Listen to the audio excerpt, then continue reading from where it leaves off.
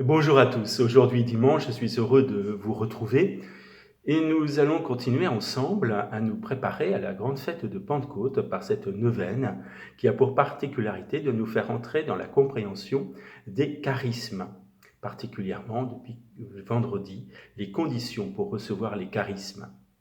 Aujourd'hui, la dignité. Nous avons vu que l'Esprit Saint nous bouscule pour que nous puissions attester à travers la vie dans les charismes de la puissance du royaume de Dieu.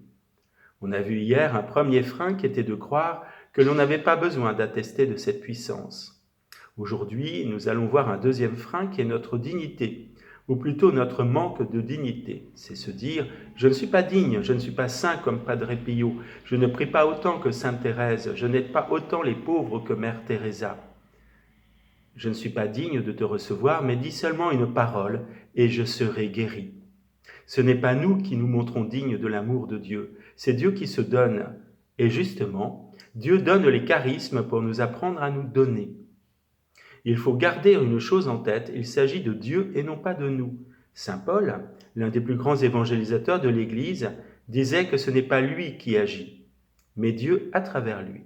Il nous faut donc nous tourner vers Dieu, modifier l'orientation de notre projecteur interne vers Dieu lui-même.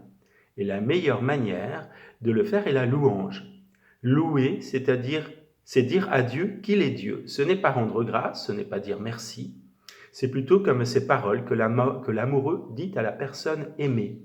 Quand il s'émerveille devant toute la beauté de cette personne aimée, ce matin, je vous invite donc à louer le Seigneur et nous prolongeons cette prière par cette prière de l'Église. Notre Père qui es aux cieux, que ton nom soit sanctifié, que ton règne vienne, que ta volonté soit faite sur la terre comme au ciel.